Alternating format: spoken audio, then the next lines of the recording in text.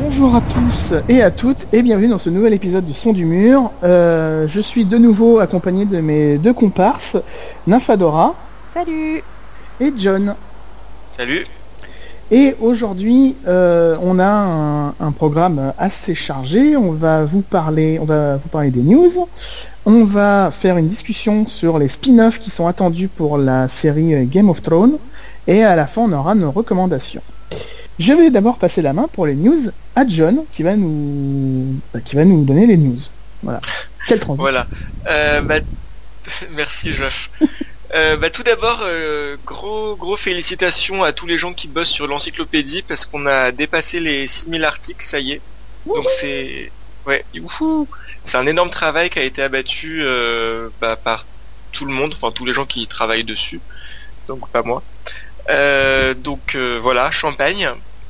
Ou plutôt, pour fêter ça, attention, je relève le niveau des transitions de Joff, whisky, parce que y a une collection de whisky spécial Trône de Fer qui va sortir. C'est 8 whiskies qui sont donc il y en a un pour la maison Baratheon, un pour les Greyjoy, un pour les Lannister, etc. C'est plusieurs marques différentes, donc après moi j'y connais rien, je pourrais vous dire le nom des marques, mais comme voilà, je sais même pas quel mot dans la phrase est la marque. Non mais je pense que de toute façon le meilleur ça va être le whisky Baratheon. Le whisky Baratheon c'est Royal Lochnagar 12 ans d'âge. Voilà, j'y connais rien mais je suis sûr que c'est lui le meilleur. Voilà. Non, moi je vote pour le Targ. Le Targ c'est le Cardu Gold Reserve, et je pense que le plus alcoolisé c'est le Tyrrell Clean Elish Reserve qui est à 51,2%. Ah ouais, c'est pas le Greyjoy ? Non, le Greyjoy est à 45,8% et le Baratheon à 40%. Petit joueur, comme les Targ, 40%, c'est les plus nuls. Avec les Tully, c'est pour vous dire. Voilà, ça c'était l'information majeure de la journée. Ouais, on est d'accord. Autre information, vu qu'on parle de whisky et d'alcool, on pourrait vous parler d'Irlande. Et qui dit Irlande dit Dublin, et qui dit Dublin dit évidemment la Worldcon de 2019 où George Martin sera. Oui. Donc voilà, c'est août de l'année prochaine, c'est la Worldcon qui sera donc à Dublin cette année. La Worldcon c'est une énorme convention de science-fiction, fantasy, etc. C'est là qu'ils décernent les Hugo Awards. Donc c'est un très très gros truc dans le monde des geeks. Et George Martin il va à peu près tout le temps je crois, donc c'est officiellement sa prochaine apparition publique. Ouais, donc voilà, pour tous ceux qui râlent, ouais, c'est en Europe. Ça c'est cool. Donc ça... voilà, d'ailleurs je crois qu'il y a un projet d'espèce d'énorme excursion pour aller en Irlande autour de ces dates-là, si je dis pas de bêtises. Alors c'est en projet, ils ont pour le moment la date est pas encore fixée. La venue de Martin c'est pas une condition on va dire, c'est un plus, un bonus effectivement, mais c'est pas une condition sine qua non pour faire le voyage. Cela étant, on peut très bien s'organiser une sortie pour aller voir Martin en Irlande. Ou alors on va espérer très très fort qu'il fera un petit crochet par la France. Ouais, parce que c'est pas loin, Dublin, Paris, c'est pas... Ouais, à côté de Santa Fe, Dublin, Paris, c'est que dalle. C'est sûr qu'il est plus très loin, ouais. Et puis en attendant... on sorte de bien réciter les vœux, parce que... Ouais. Voilà. Oui, parce qu'en fait, la petite histoire, c'est quand même que quand Martin est venu à Dijon, eh ben, il nous a dit Ah bah ouais, vous êtes la garde de nuit, bah allez-y, récitez-moi les vœux. Et là, gros blanc. Et là, on s'est un peu retrouvés comme des couillons parce qu'on les avait pas appris, on les connaissait pas, et puis voilà. Voilà, c'était très triste. Et donc, j'ai enfin pouvoir faire ma nouvelle transition sur laquelle j'ai grogné. Voilà. Donc je disais, en attendant d'aller voir Martin à Dublin en août prochain, vous pouvez aller en octobre, le 5 octobre, au procès de Cersei, donc le fameux faux procès de Cersei organisé par l'association de débat et d'éloquence de la Sorbonne, à la Sorbonne, avec comme juré notre frère Geoffrey. Eh ouais. C'est presque aussi bien que d'aller voir Martin à Dublin, quoi. Aller voir Geoffrey à Paris, ça y est, quoi. C'est la consécration. Ouais, un peu, ouais. J'avoue que c'est une invitation qu'ils nous ont faite. Moi, je suis très heureux et très honoré qu'on m'ait proposé d'être juré. Je suis impatient d'y aller parce que je pense que ça va être très cool. Et puis voilà, ouais, venez voir notre rogne, venez voir le procès. Alors, en sachant que les places, là, au moment où on enregistre, il y a déjà 200 places qui sont parties, ou 300, je ne sais plus, ils vont essayer de rouvrir des inscriptions. Donc, au moment de la diffusion de l'épisode, peut-être que cette nouvelle inscription, vague d'inscription, sera déjà passée. Du coup, désolé si vous n'avez pas de place. Mais si vous avez des places, bah ouais, venez nous voir. Et puis au pire, au mieux, venez me faire un petit coucou. On sera là. Je serai très content. Et puis voilà, on va débattre de Cersei, de la série. Attention, il faut préciser, c'est pas la Cersei du livre, c'est celle de la série. Et puis ça va être fandard. Et du coup, je garde la main, a priori, puisque la prochaine news, c'est la mienne. Enfin, c'est la mienne. C'est mon rayon, on va dire ça. C'est pour annoncer la sortie d'une nouvelle extension pour le jeu de plateau du Trône de Fer. Donc dans cette extension, ça rajoute Essos et ça rajoute surtout les Targaryens qui vont avoir une manière de jouer un peu différente par rapport au jeu habituel. Je rappelle vite fait, le jeu habituel, vous contrôlez l'une des 6 familles principales de la saga, Tyrell, Lannister, Baratheon, Stark, Greyjoy, Martell, et je crois que c'est tout, j'oublie personne, là, comme ça, ouais. Et là, l'extension rajoute les Targaryens, et ces 6 familles doivent récupérer 7 châteaux sur la carte de Westeros pour pouvoir gagner. Sauf que là, avec les Targaryens, vous ne devez pas récupérer 7 châteaux, mais vous devez récupérer 7 régions qui sont loyalistes. Alors ces régions loyalistes sont a priori choisies aléatoirement au début de la partie. Donc du coup, le joueur Targaryen ne sait jamais sur quelle région aller pour récupérer ces loyalistes.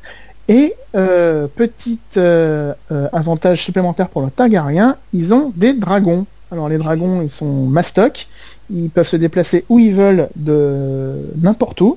Donc c'est-à-dire qu'il n'y a pas de notion de problématique de déplacement, parce que normalement les armées dans ce jeu se déplacent d'une région par région à chaque tour. Là, ils peuvent se déplacer comme ils veulent. Ils peuvent devenir plus puissants au fur et à mesure de la partie. Bref, c'est un vrai game changer, comme on dit. Et en plus des Targaryens, on rajoute aussi la banque de fer. Donc là, par contre, j'ai pas trop bien compris comment ça fonctionnait, mais a priori, vous avez des prêts qui vous donnent des bonus et vous devez rembourser la banque. Et si jamais vous remboursez pas la banque, et ben ça va être compliqué parce que si vous mettez la banque de fer à dos, et ben il se passe des choses. Donc voilà, ça c'est pour la nouvelle extension qui me, comme on dit dans le milieu, me hype bien. Ça sera bien cool. Par contre, il faudra réunir 8 joueurs. Ça, c'est plus compliqué déjà. Et dès qu'elle sortira, je pense qu'on fera un en attesté pour vous parce que moi, ça me botte bien.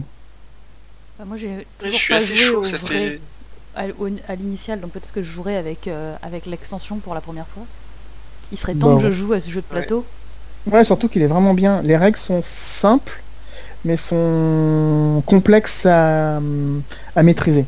Bah oui, mais ça fait des mois que tu me promets une partie et que tu l'organises toujours pas. Attends, je vais organiser, voilà. Vous voyez, je me fais engueuler.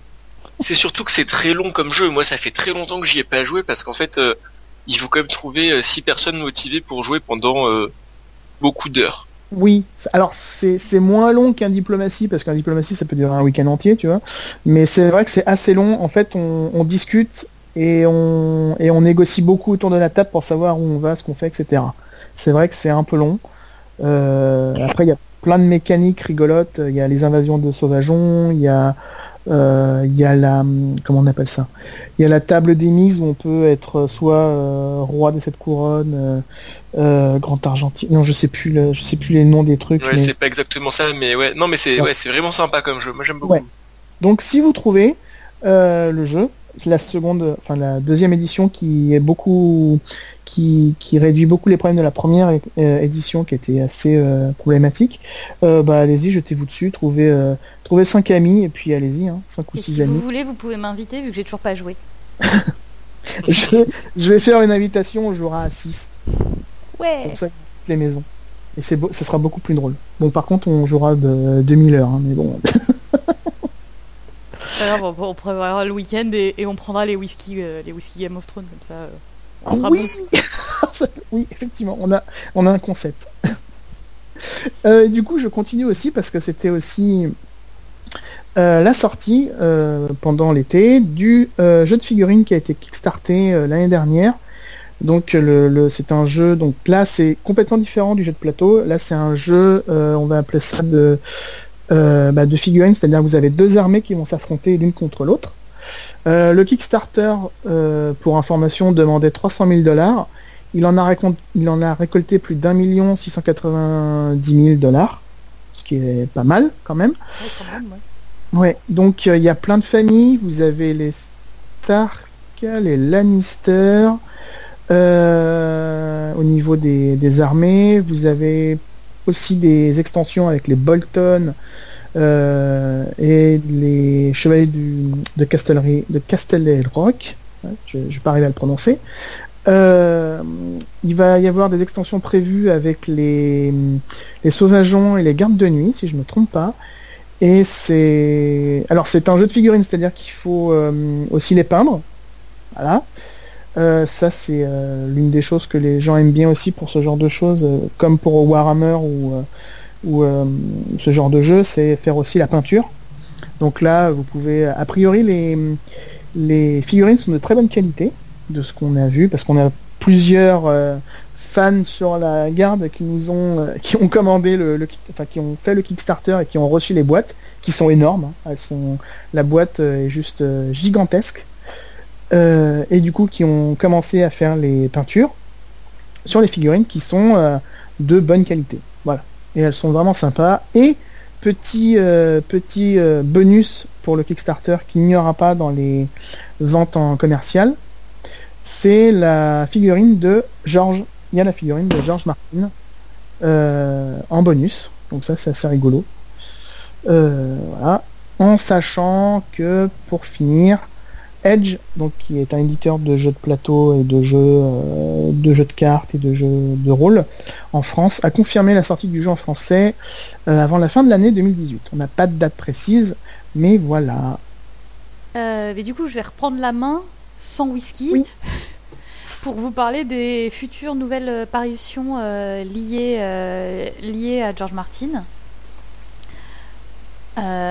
Et alors, plus précisément, cet été, il faut savoir que un roman graphique est sorti, qui est l'adaptation en comique de la nouvelle Windhaven, Elle qui chevauche les tempêtes en français.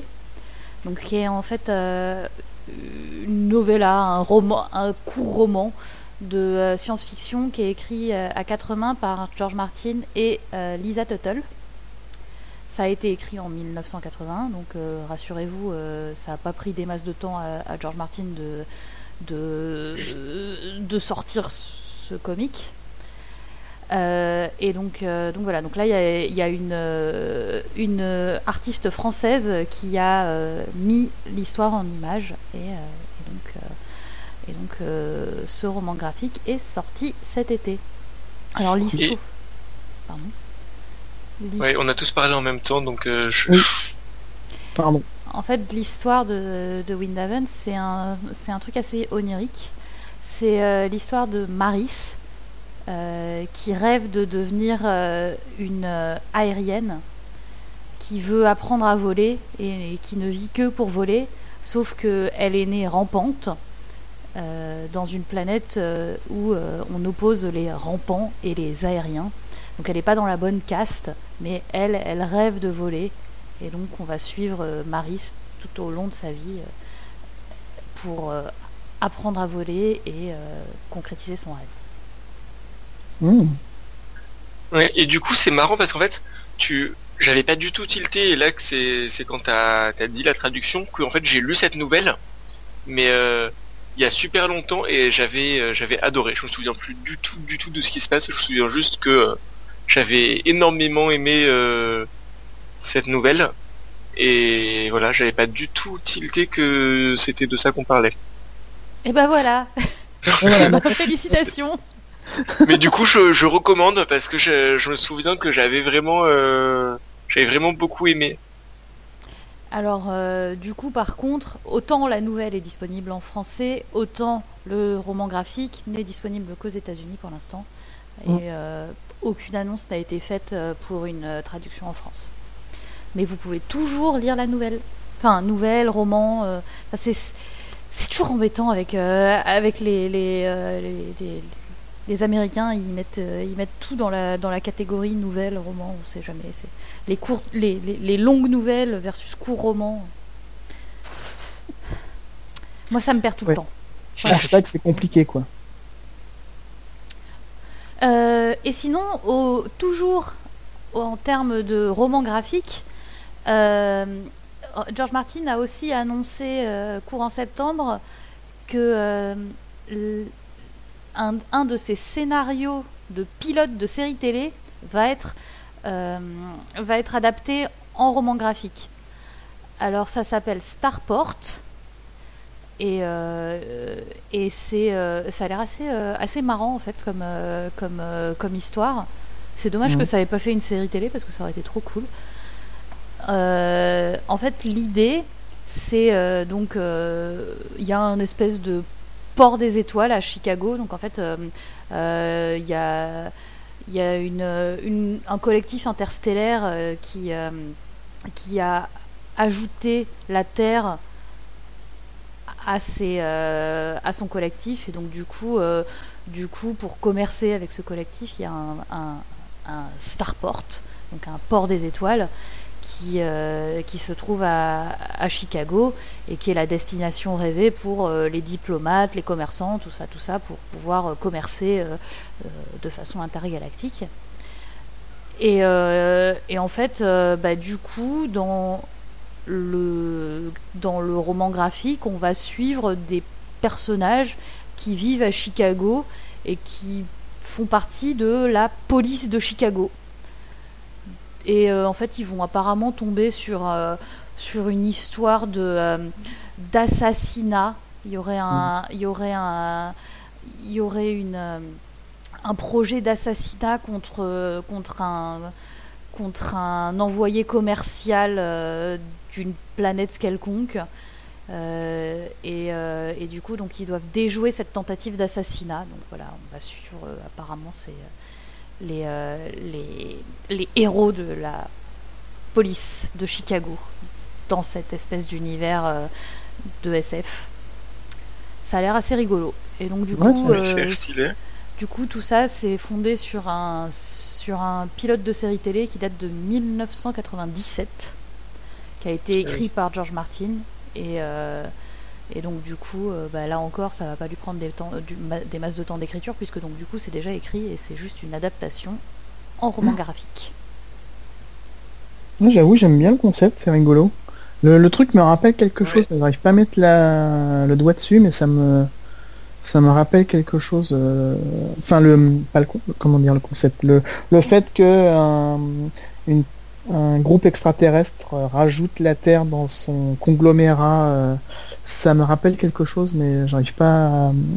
Bon, si ça me revient, je dirais en commentaire dans dans les trucs, mais sinon, enfin en tout cas, ça me plaît bien comme truc. Ouais. Par contre, ça a l'air assez conséquent, enfin, pour faire tenir tout ça en une seule nouvelle, enfin juste en un roman graphique. On va voir ils vont faire plusieurs tomes, comment ça. Je sais pas, j'imagine que là ça va juste être le fait de déjouer l'assassinat du monsieur, donc peut-être juste une enquête dans cet univers de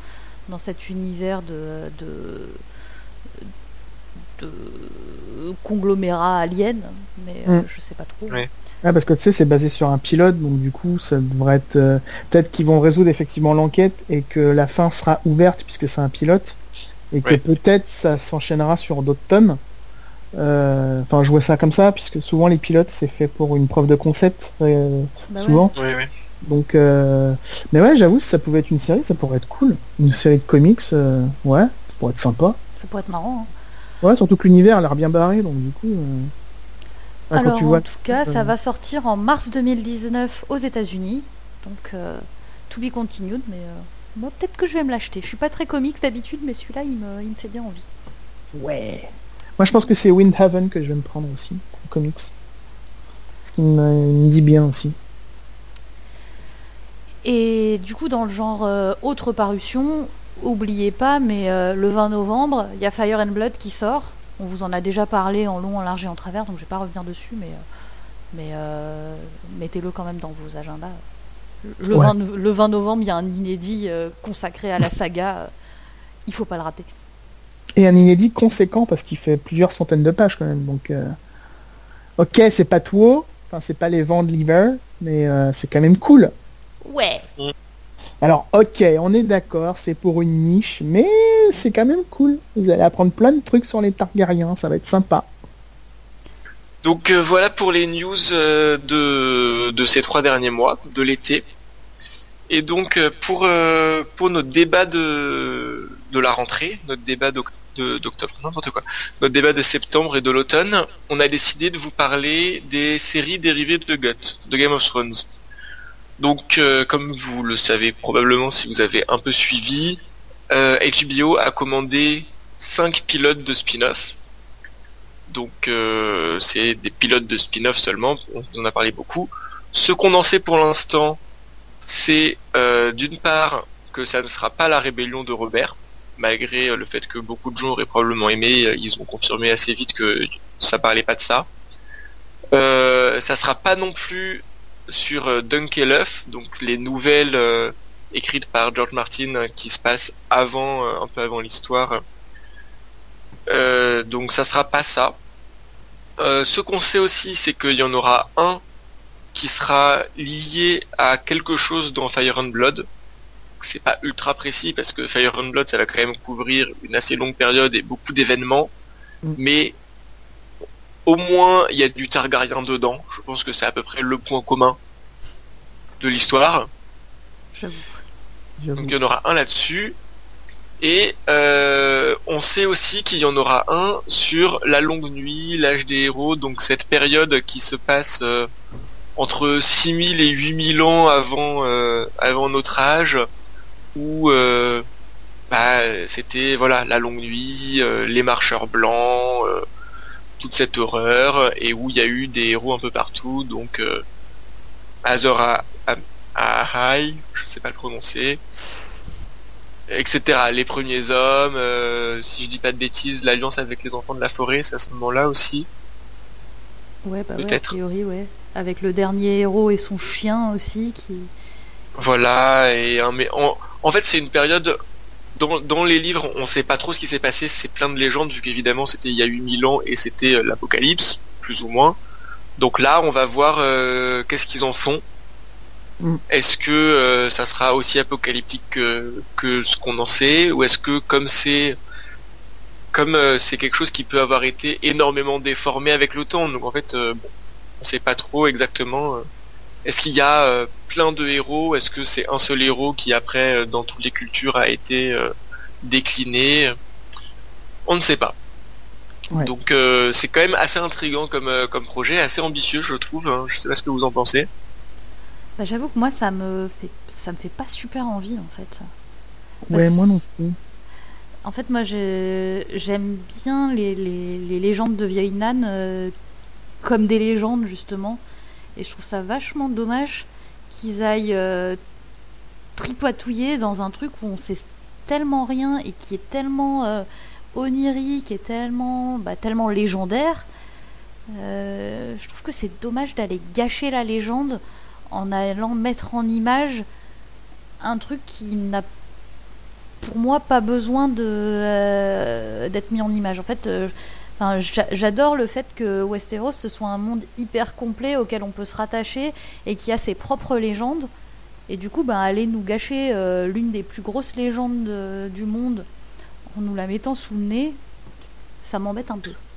C'est très risqué surtout, je trouve, parce que ouais, on sait pas trop ce qu'ils vont faire, mais bon, s'ils nous font les 5 compagnons qui partent barouder et que, je sais pas dans quelle ambiance ils vont le faire, mais ouais, moi j'avoue que je suis un peu comme Nympha, je suis dubitatif parce qu'effectivement, je me dis que ça va mettre des images là où effectivement il ne devrait pas y avoir d'images. Parce que c'est une légende, donc du coup tu vas réduire tu vas réduire à rien une légende puisque tu vas savoir à quoi ça ressemble, tu vas savoir ce qui va se passer, Après, on a aussi... tu vas poser de la réalité sur un truc qui est mythique en fait. Donc du coup... Après, on a aussi plein de légendes dans notre vrai monde et ça nous a pas empêché de faire des films dessus, hein, genre 3, etc.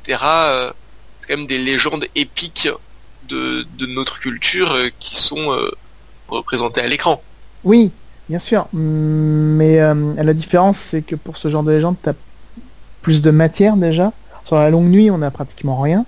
Enfin, on a quelques trucs, mais t'as pas le corpus que tu peux avoir dans les légendes grecques ou les légendes romaines ou que sais-je. Là, t'as l'histoire de vieille Nan, t'as un texte dans World, et puis je crois que c'est tout. Donc après, le problème c'est qu'ils vont broder et qu'est-ce qu'ils vont broder, parce que bon, c'est pas pour retaper sur la série parce que c'est pas gentil, mais faut quand même avouer qu'à chaque fois qu'ils inventent eux-mêmes des trucs ou qu'ils créent des trucs en rapport avec Game of Thrones, c'est pas la qualité du bouquin original. Après, faut noter que c'est pas les mêmes scénaristes. Hein. C'est vrai. Ouais, c'est ce que j'allais dire. Il est vrai. Donc c'est une équipe différente, donc on peut leur laisser. Moi, je pense qu'on peut leur laisser au moins le bénéfice du doute. Oui, tout à fait. Oui, tout à fait. De toute façon, moi, je sais que je vais regarder. Je suis un peu un pigeon, donc je vais regarder, je sais. Parce que... et en plus, à la tête du projet, c'est Jane Goldman. Elle a fait quand même des trucs pas mal. Elle a fait, elle a collaboré sur Kick-Ass, Kingsman. C'est quand même. Ouais, non, elle est pas sortie. Ouais, c'est des films que j'ai bien aimés. Hein. Ah oui, bien sûr. Et après, mais c'est des films avec beaucoup de second degré, hein. Que ce soit Kick-Ass ou Kingsman. Ah oui, complètement, oui, ça. Oui. Oui. C'est vrai que si tu mets du second degré dans le truc, ça peut être bien, effectivement. Enfin, après, faut voir, hein, mais c'est vrai qu'il y a un petit degré de recul sur ce qui se passe, parce que c'est quand même ultra, comme tu disais, c'est quand même la fin du monde, quoi. Enfin, c'est la longue nuit. Ouais, c'est l'apocalypse. Hein. C'est pas pour rien qu'on a appelé le crash de notre site la longue nuit. Hein. C'était l'apocalypse de nous. Enfin voilà, c'était la longue nuit. C'est ça. Donc c'est vrai que si tu peux rajouter derrière un petit peu de recul et de second degré, mais très léger, ouais, c'est why not, ouais, effectivement. Bon, on verra. C'est donc tout ça n'est pas notre sujet principal du débat, donc je propose qu'on avance parce que on a encore une rumeur que Nympha va vous présenter et après notre vraie discussion du jour, c'est nos suggestions de séries dérivées. Ouais. Donc Nympha, je te passe la main. Ouais. Alors moi, en fait, parce que donc autant le pilote de la longue nuit a été confirmé et il est normalement en tournage cet hiver, autant il y a une autre rumeur qui n'est pas du tout confirmée, mais qui parlerait d'un spin-off qui est lié à la chute de Valyria. Donc ça s'appellerait Empire of Ash. Et donc ce serait centré sur Valyria et sur l'éruption qui a détruit toute la civilisation valyrienne. On suivrait a priori les balbutiement de la maison Targaryen, qui est à ce moment-là une famille mineure parmi tous les grands de Valyria. Et eux normalement ils servent à rien, hein, mais bon, ils ont des dragons quand même parce que c'est quand même cool. Et donc voilà, l'idée ça sera de suivre le déclin de Valyria, qui est en plus un déclin social, politique, économique, en plus d'être un déclin physique puisqu'il y a une éruption volcanique. Donc voilà, ce n'est qu'une rumeur. Et il faut aussi noter d'ailleurs que quand bien même ça ne serait pas une rumeur, en fait il n'est pas du tout sûr que les 5 spin-offs voient le jour. D'ailleurs même si les pilotes sont filmés, ça ne veut pas dire non plus qu'après la série verra le jour. Ça reste vraiment toujours des projets, donc il faut quand même prendre des grosses pincettes avec tous ces projets. A priori, il y aura bien un spin-off qui devrait voir le jour, parce que bon, HBO a pas envie de voir sa poule d'or s'en aller. Ah oui, non, ça c'est clair. Mais est-ce que ce sera la longue nuit? Ça a l'air bien parti. Est-ce que ce sera Valyria? On sait pas, de toute façon, c'est vraiment juste de la rumeur. Est-ce que ce sera autre chose? On ne sait pas. Et du coup, en fait, nous on s'est dit, qu'est-ce que ça pourrait être autre chose? Parce que voilà, on a décidé de se la jouer scénariste de série aujourd'hui. Et donc on va vous présenter, on va vous pitcher nos idées à nous. Après, vous ferez comme HBO et vous allez pouvoir choisir nos spin-offs à nous. Et nous, on va vous pitcher nos idées. Et le premier pitch, c'est Geoff. Ouais. Alors moi, mon pitch de spin-off, j'en avais déjà parlé dans un épisode, je ne sais plus lequel, mais il y a quelques mois déjà. Ça serait Port-Réal CSI, c'est-à-dire on suivrait un groupe de manteaux d'or qui mènent des enquêtes dans Port-Réal, parce que je trouve l'ambiance à Port-Réal bien retranscrite dans la série, donc du coup j'aimerais bien voir ça développer. Et j'aime bien les procédurales, donc du coup ça associerait deux de mes, pas passions, mais deux de mes ça associerait deux choses que j'aime beaucoup. Et par contre, pour la période, je sais pas où la placer. Alors il y aurait la période pré-Agot, c'est-à-dire avant la mort de Robert et avant la mort de Jon Arryn. Parce que là, on aurait une ambiance de Port-Réal, l'ambiance habituelle d'une ville médiévale, on va dire ça comme ça, qui pourrait être sympa à retranscrire sur l'écran.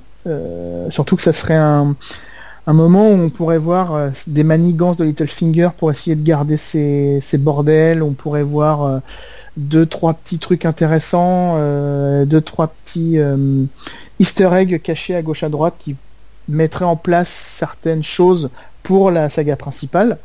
Donc j'aimerais bien cette époque-là, mais j'aimerais bien aussi une période Daemon, parce que la période où Daemon prend le contrôle des manteaux d'or, elle est cool.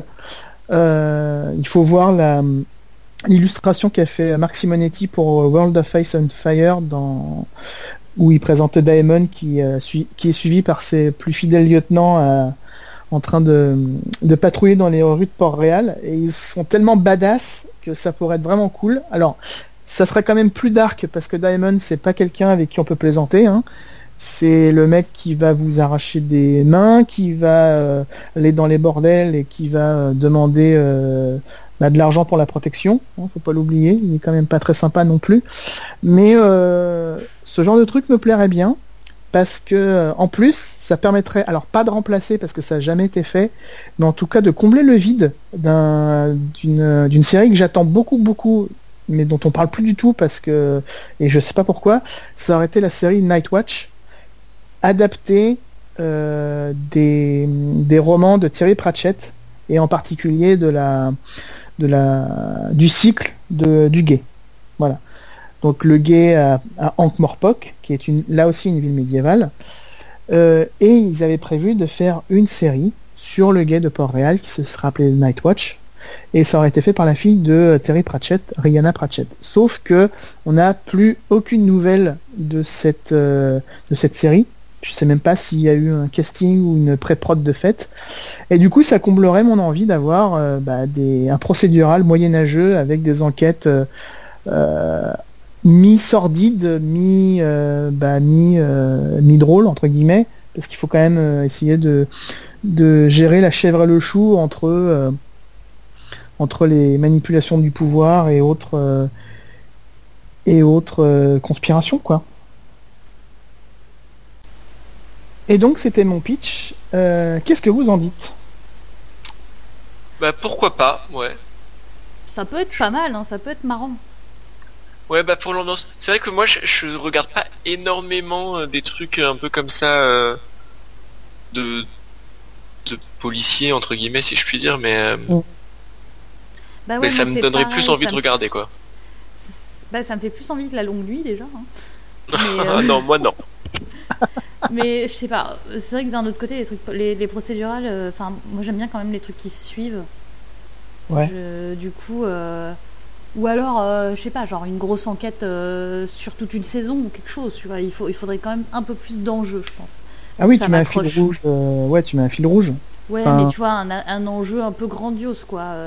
Un truc un peu plus politique, je sais pas. Un sans visage se balade dans Port-Réal. Il faut le trouver. Mais bon, voilà, c'était mon pitch. Et du coup, je vais passer la parole à John, pour que lui aussi nous dise son pitch. Ouais, alors moi, mon pitch, ça serait un concept un peu hybride, je trouve. Mais je verrais bien une série sur les jeunesses des personnages. Et dans mon idée, ça serait... chaque saison serait centrée sur un personnage. Donc une saison, la jeunesse d'un personnage, avec...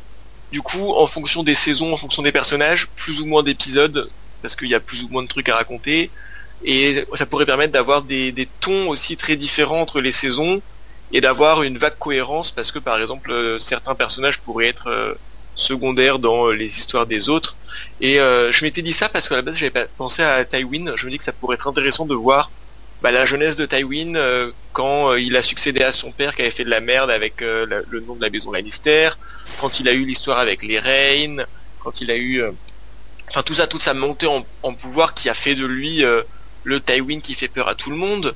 Mais on pourrait voir aussi la jeunesse de Olenna. J'aimerais bien voir son histoire. On pourrait voir la jeunesse de la jeunesse de Catelyn avec Lysa, avec Edmure, avec Littlefinger. On pourrait voir évidemment l'apothéose dans la dernière des saisons de cette super série. Ça pourrait être la jeunesse de Lyanna et Rhaegar et Ned, etc. avec tout ce qui s'ensuit. Mais ça serait plutôt en finale pour dire voilà, à partir de là on peut plus rien faire, on a la vraie histoire.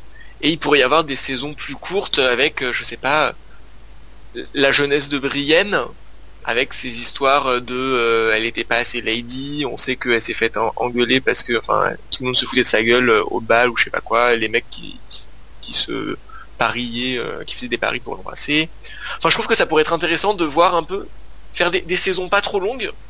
Il pourrait y avoir des mini-saisons avec, je sais pas, 3-4 épisodes sur des personnages, ça pourrait être assez. Mais faire un peu un tour d'horizon de tous ces personnages secondaires très intéressants qu'on a dans le Trône de Fer, je trouve. Et surtout, on a un peu des vagues idées de leur vie d'avant. J'aimerais bien faire un focus là-dessus, voir, je trouve qu'il y a, moi je suis persuadé que ça pourrait faire énormément de trucs intéressants, et que là ils peuvent faire autant de saisons qu'ils veulent à mon avis. J'avoue, ils auraient de la matière. C'est vrai que la jeunesse de Tywin, ça serait trop classe, quoi, avec les règnes de Castamir et tout. Ça serait trop stylé. Ouais, j'avoue, j'aime bien l'idée, ouais. Ça pourrait être sympa. Alors par contre, c'est ultra compliqué pour le casting. C'est un peu ambitieux, mais après en même temps, t'es pas obligé de garder le fait de garder des personnages en commun. En vrai, t'es même pas obligé parce que tu vois, la jeunesse de Tywin et la jeunesse d'Olenna, ça se passe pas au même moment de toute façon, ni au même endroit, donc. Ouais, tout à fait. Mais ouais, j'avoue, la jeunesse de Tywin, ça pourrait être cool. Celle de Catelyn aussi, parce que j'aimerais bien voir les interactions qu'elle a avec sa sœur et avec Littlefinger.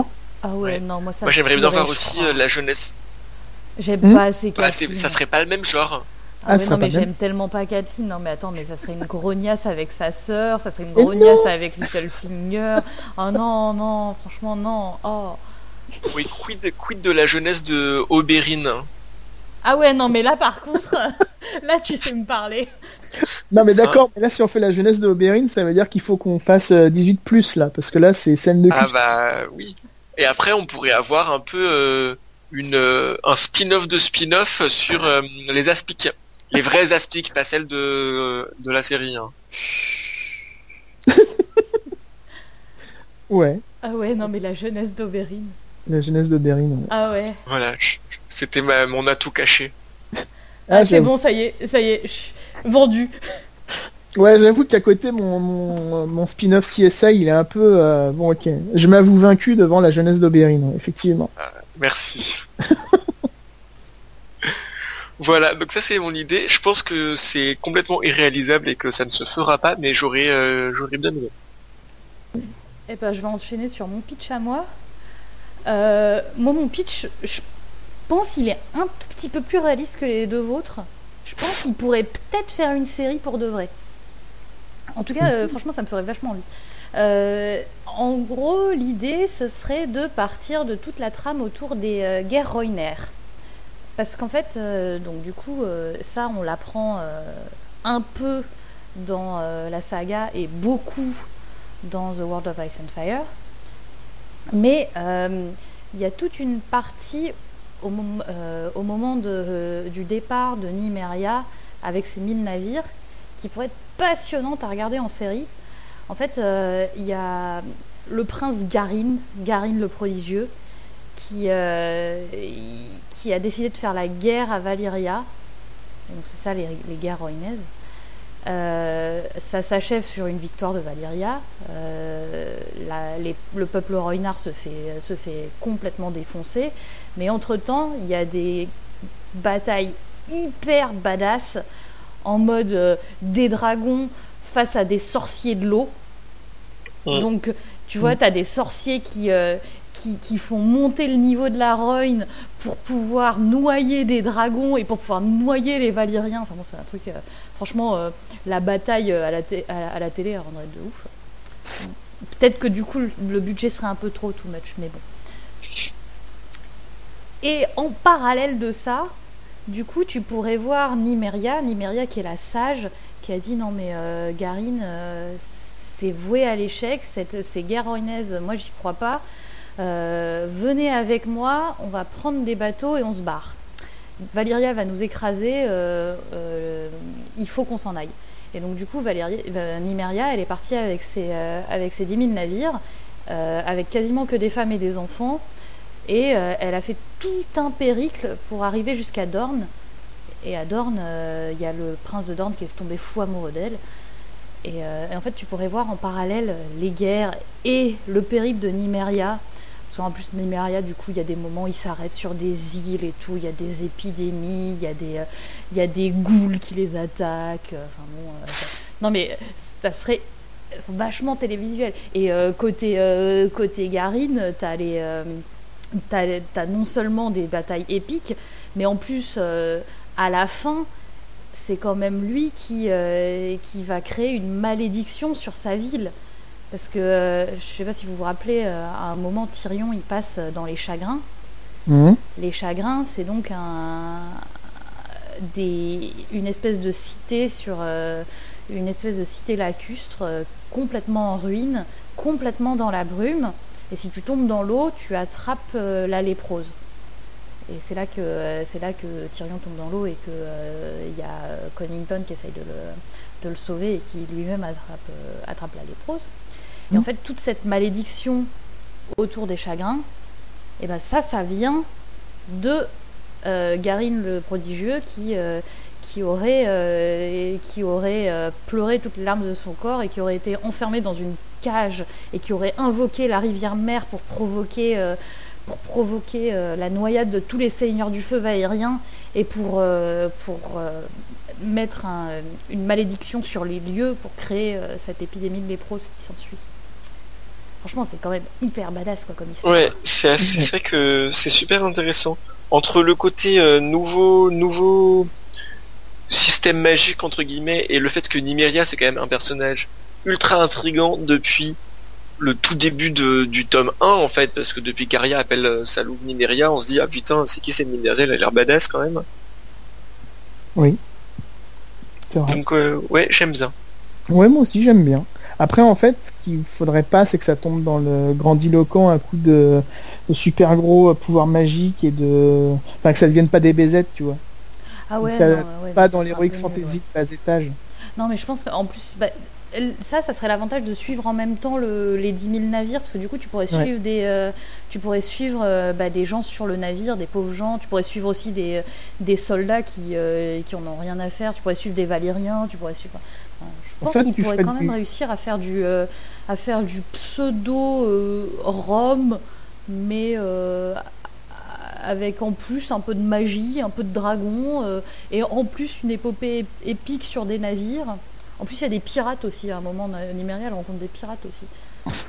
Non, mais tu fais un peu tout à la fois. Bon, en fait, tu ferais du Battlestar Galactica, mais sur des bateaux, quoi. Ouais, aussi, un peu, ouais. C'est un peu ça. Ouais, c'est ça, ouais. C'est un peu une épopée. C'est une épopée, ils sont enfermés. Enfin, ouais, ça pourrait être cool. Enfin, ouais, j'aime bien. Bon, moins que la jeunesse d'Oberyn, mais j'aime bien quand même. Ouais, non, mais j'avoue, on s'est trop fait avoir là avec la jeunesse d'Oberyn, c'est bon. Voilà, on a perdu, Geoff. Hein. Ouais, c'est clair. C'est clair. Les os. Et d'ailleurs, pour finir, moi, je vais reprendre la main pour voir ce que veulent les gens, parce que oui, on a été voir sur les internets ce que voulaient les gens, on a été enquêté partout, etc. Donc sur un panel représentatif d'environ 10 personnes ou 15 personnes sur le forum, je vais donc vous faire ce que veulent les gens comme spin-off, a priori. Donc celui qui revient assez régulièrement, c'est l'expansion de Valyria, avant la chute. Donc ça serait vraiment Valyria, mais Rome, mais vraiment Rome sans être Pompéi en fait. Parce que la chute de Valyria, c'est, comme tu disais tout à l'heure, c'est Pompéi. Là, l'expansion de Valyria, ça serait plus Rome, période... Enfin, ce serait l'Empire, quoi. Ses frontières, comment ils gèrent un petit peu tout ça, etc. On a aussi l'invasion des Andals, qui intéresserait les gens. Comment ça s'est passé, les affrontements, etc. Ah ouais, j'avoue, qui sont pas mal. Parce que c'est quand même les fanatiques des 7 là. C'est quand même les gros lourdeaux qui sont arrivés, qui ont fait maintenant on est chez nous, on vous défonce la gueule. Bon, salut. Voilà. Ça pourrait être sympa à voir. Une espèce de mix entre vikings et je sais pas, des croisés fanatiques qui arrivent et qui vous font des croix sur le front si vous. Des croix, des étoiles. Des étoiles à 7 branches, pardon. Ça prend vachement plus de temps. Oui, c'est clair, c'est long.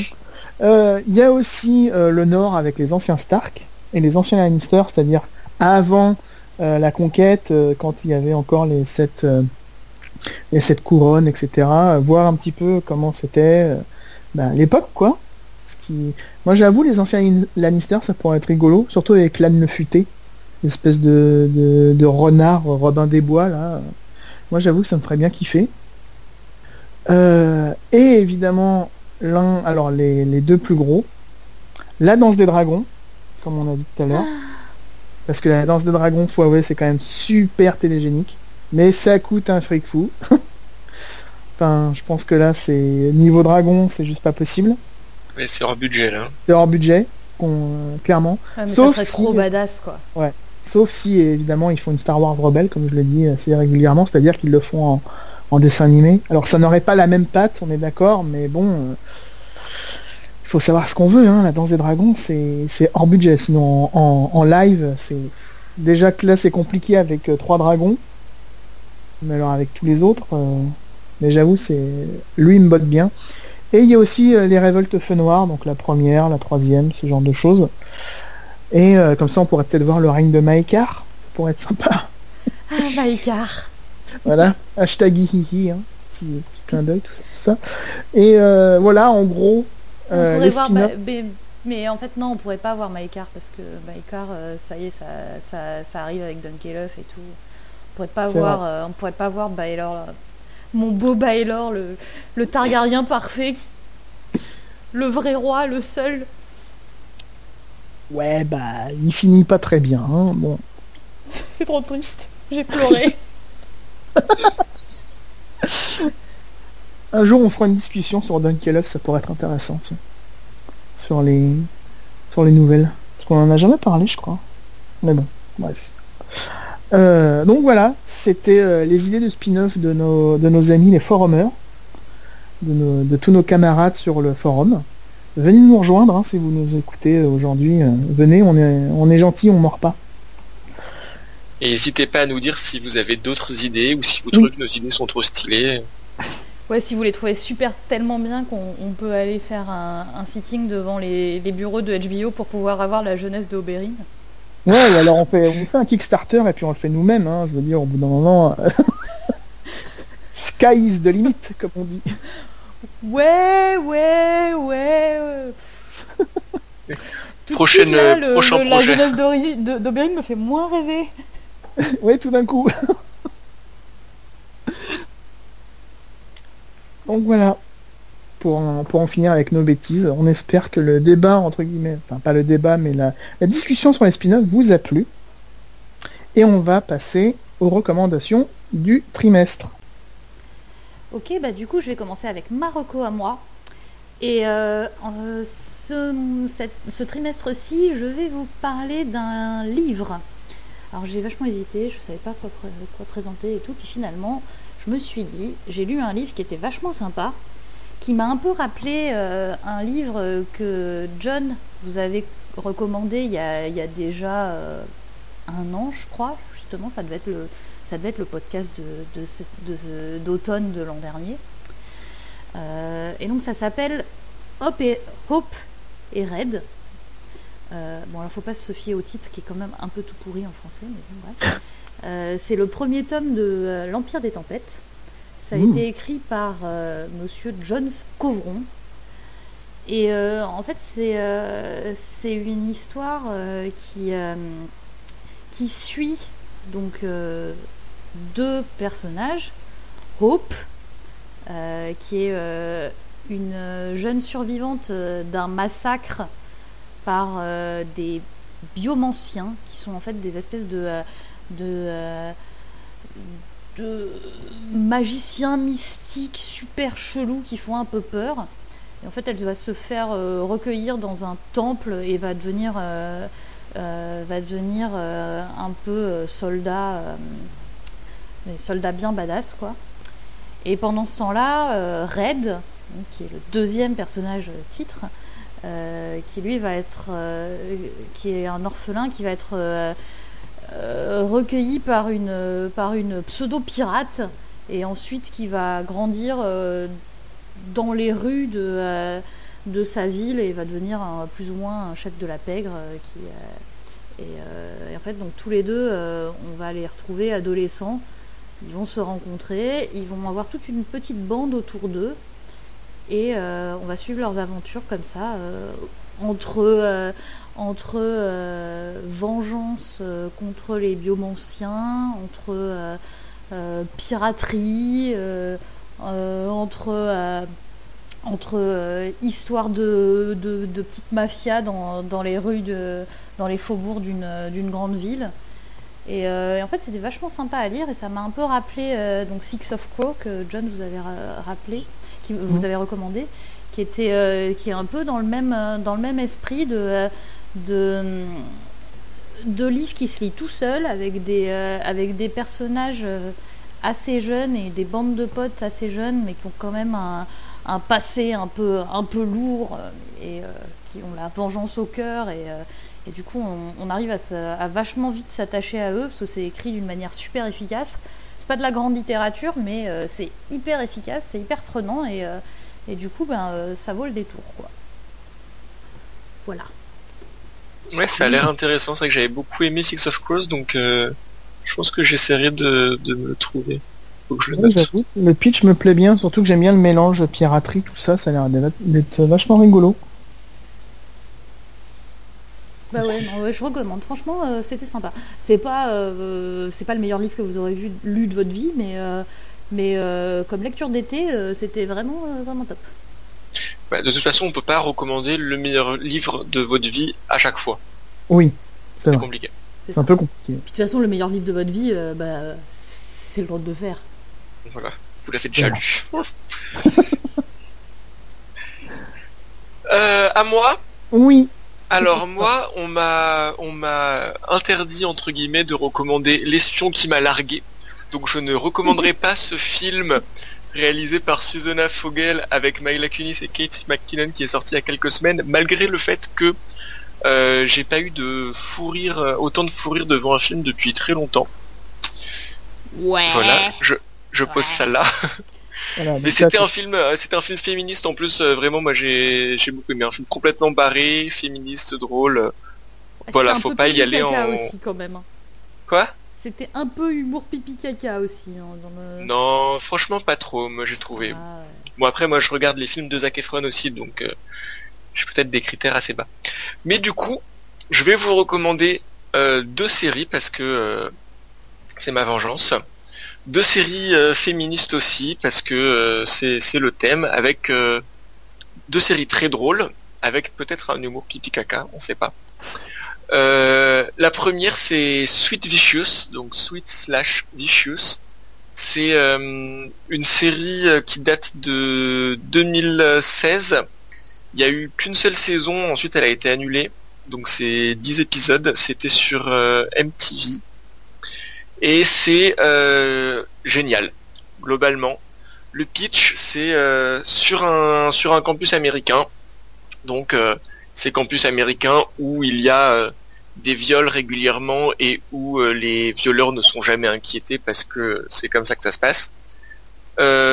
Une fille qui a été donc victime de viol décide de prendre les choses en main et donc en fait pendant l'été elle s'entraîne beaucoup. En plus son père est genre policier ou un truc comme ça, donc elle a déjà un peu un entraînement physique de base et elle décide pendant l'année de se déguiser en espèce de ninja. Enfin elle s'habille tout en noir et elle va dans la nuit tabasser les violeurs qui n'ont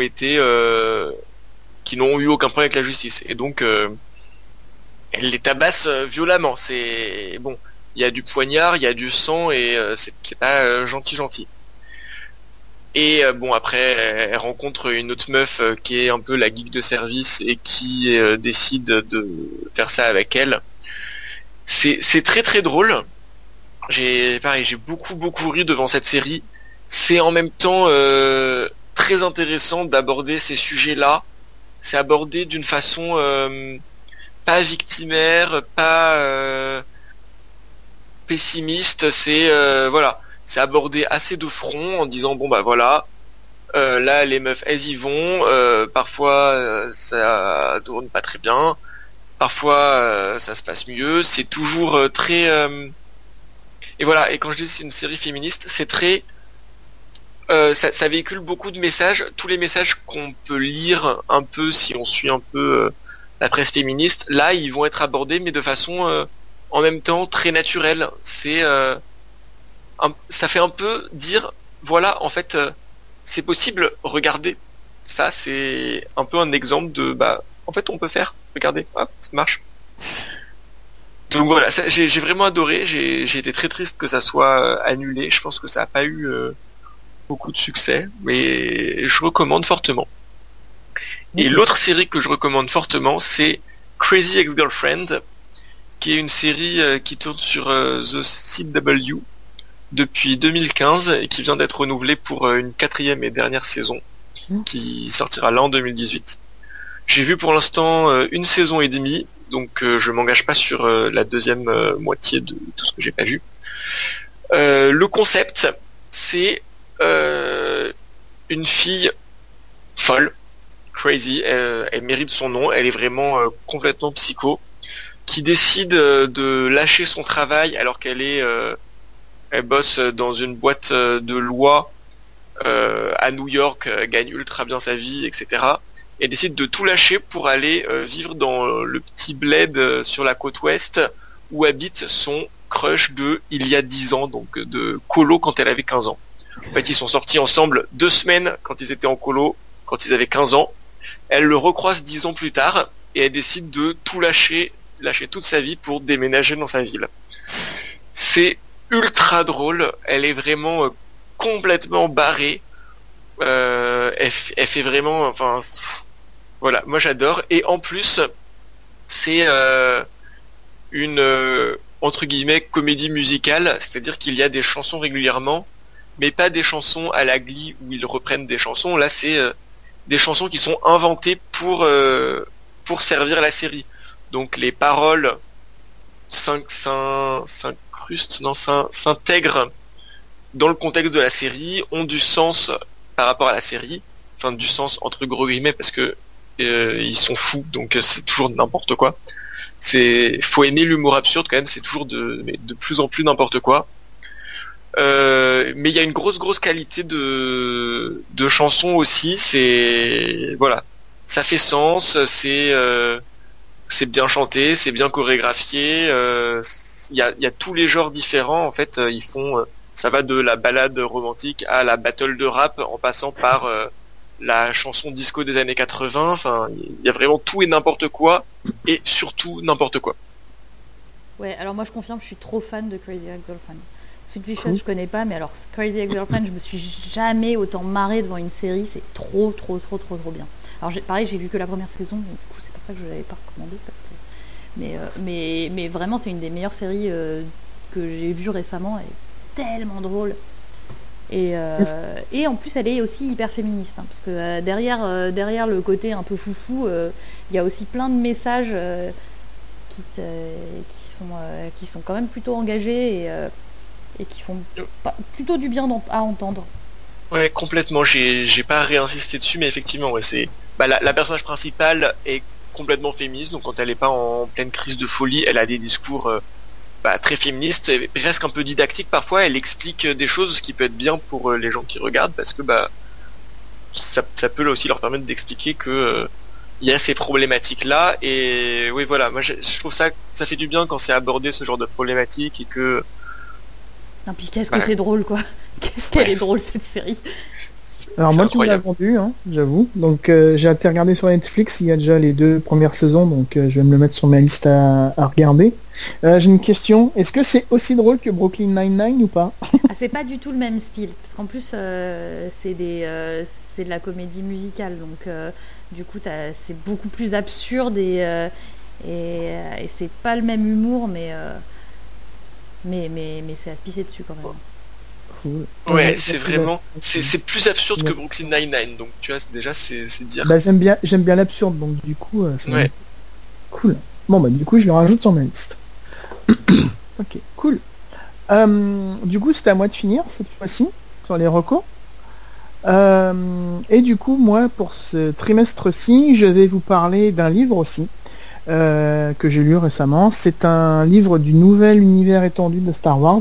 Parce qu'il faut savoir que depuis le rachat par Disney en 2015, je crois, 2014, je sais plus la date, enfin, depuis le rachat par Disney a décidé que tout ce qui avait été fait avant son rachat n'existait plus.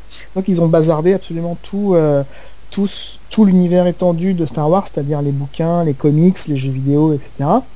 Et ils ont recréé une nouvelle continuité en lien avec les films et la série Clone Wars. Donc, le livre que j'ai lu, ça s'appelle A New Dawn.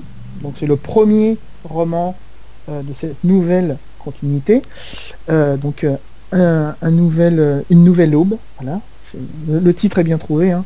Et qu'est-ce que ça raconte? En fait, c'est plus ou moins l'introduction de la série Star Wars Rebels, puisqu'on a les 2 personnages principaux de la série, que sont Kanan et comment elle s'appelle déjà, je n'ai plus le nom en tête, mais la compagne Twi'lek de Kanan, qui sont les héros du roman. Et en fait ça raconte leur rencontre et comment Kanan a fini par plus ou moins rentrer dans la résistance, même si à ce moment-là de l'histoire il n'y a pas de résistance pour ainsi dire, mais en tout cas comment il rentre en rébellion face à l'Empire. Et j'ai trouvé ça très intéressant. Ça apporte une certaine vision de ce que vivent les habitants de l'Empire, parce que c'est une vision qu'on n'a pas. Quand on regarde que les films, on n'a pratiquement pas la vision du Pékin moyen, de ce qu'il vit quand il est sous le joug de l'Empire fasciste intergalactique. On voit aussi le point de vue interne à l'Empire, puisqu'il y a un point de vue qui est un comment je vais appeler ça, un gros mania du minerai qui essaye de venir pour remplir des quotas, etc. Et du coup, on voit un peu la politique à l'intérieur de l'Empire. Et c'est pas Jojo, je peux vous le dire. Mais bon, avec un Sith à la tête d'un Empire galactique, à quoi on peut s'attendre, hein, sincèrement. Ça se lit tout seul, c'est pas trop mal écrit. Faut quand même aimer Star Wars, hein, on va pas se mentir. Et il y a 2-3 bonnes idées intéressantes dans le roman, et j'ai bien kiffé. Franchement, je l'ai lu tout seul, j'ai dû le lire en 2 jours max, je crois, ou 2 ou 3 jours, je sais plus. Et c'était vraiment sympa, ça m'a donné envie de lire la suite, de lire un autre roman de l'univers étendu, là où on s'intéresse à Tarkin, qui est celui qui va gérer l'étoile de la mort dans Star Wars épisode 4. C'est celui qui donne l'ordre de détruire Alderaan. Et du coup, là, le roman s'intéresse à son histoire et comment il s'est retrouvé aux commandes de l'étoile de la mort. Donc ça, je vais le lire et puis je ferai un commentaire, je pense, sur le forum parce que voilà, c'est aussi là pour ça. Donc Marocco, c'est ça, c'est une nouvelle aube qui est un livre Star Wars. Alors j'avoue que je suis pas du tout branchée Star Wars. Donc, j'avoue que j'ai pas tout compris, là il y avait beaucoup de mots, mais ça avait l'air intéressant pour les gens qui suivent. Pour les gens qui aiment Star Wars, ça doit être vachement bien. Alors oui, après t'as des gens qui critiquent en fait la décision, et je peux le comprendre, hein, de Disney d'avoir tout bazardé en fait. À partir du moment où ils ont racheté, ils ont tout bazardé. Donc il y avait des bonnes histoires, il y avait des bons personnages, etc. Maintenant dans Star Wars, ils n'existent plus. Ah oui, ils ont changé le canon. Ils ont changé le canon. Donc du coup, je peux comprendre que des gens qui suivent depuis 15-20 ans, du jour au lendemain, tu leur dis ce que tu lis, ça n'existe plus dans l'univers Star Wars, enfin dans l'univers que tu aimes, ouais, c'est problématique. Ouais. Puis ça n'a pas été fait, on va dire, de manière très diplomatique. Hein. C'est du jour au lendemain, bon, vos trucs, c'est de la merde, ça dégage. Clairement. Après, ce qui est assez drôle, c'est que Disney s'en mord un peu les doigts aujourd'hui parce qu'il reprend des personnages qui étaient dans l'ancien univers étendu et les remettent dans le canon en fait. Donc, par exemple, il y a un des personnages emblématiques qui est l'amiral Thrawn, ouais, je crois que c'est comme ça qu'on prononce, Thrawn, qui est un super stratège alien dans la marine impériale, qui est l'un des héros d'une trilogie de romans qui est très bonne, mais qui a été du coup effacée par le rachat par Disney. Du coup, il est revenu. Ils le font réapparaître dans le canon et ils l'ont un petit peu réécrit. Et enfin voilà. Donc bon, c'est des décisions mercantiles. Ça permet aussi l'accès aux gens qui voulaient pas s'infliger entre guillemets plus de 40 ans d'univers étendu, quoi, parce qu'il fallait quand même arriver à rentrer dans le truc. Hein. Entre les romans, les comics et tout ça, c'est un peu compliqué. Hein. Il y avait plus de 100 romans, je crois, ou un truc comme ça. Donc, moi, j'ai essayé, j'ai lâché l'affaire. Hein. Ouais, quand t'as trop de retard, c'est compliqué. Ah, c'est ça, ouais. C'est ça. Surtout dans un univers aussi riche que Star Wars. Donc là, pour le coup, je vous conseille, c'est assez cool. Et puis voilà, c'était ma reco. Ouais, j'ai essayé de pas faire trop décalé ce trimestre-ci. J'avais un jeu japonais, mais je le garde pour la prochaine fois. Voilà, donc je pense qu'on peut en finir aujourd'hui. Ouais. Voilà. J'espère que l'épisode vous a plu, que si vous avez trouvé ça intéressant, et surtout n'hésitez pas si vous avez des commentaires à faire et donner vos avis sur nos spin-offs et donner vos spin-offs. Bien faites des commentaires, que ce soit sur le forum, sur le Facebook ou même sur YouTube. On les lit tous, on lit tous les commentaires et on répond. Voilà, en règle générale. Ouais, bisous, merci. Des bisous.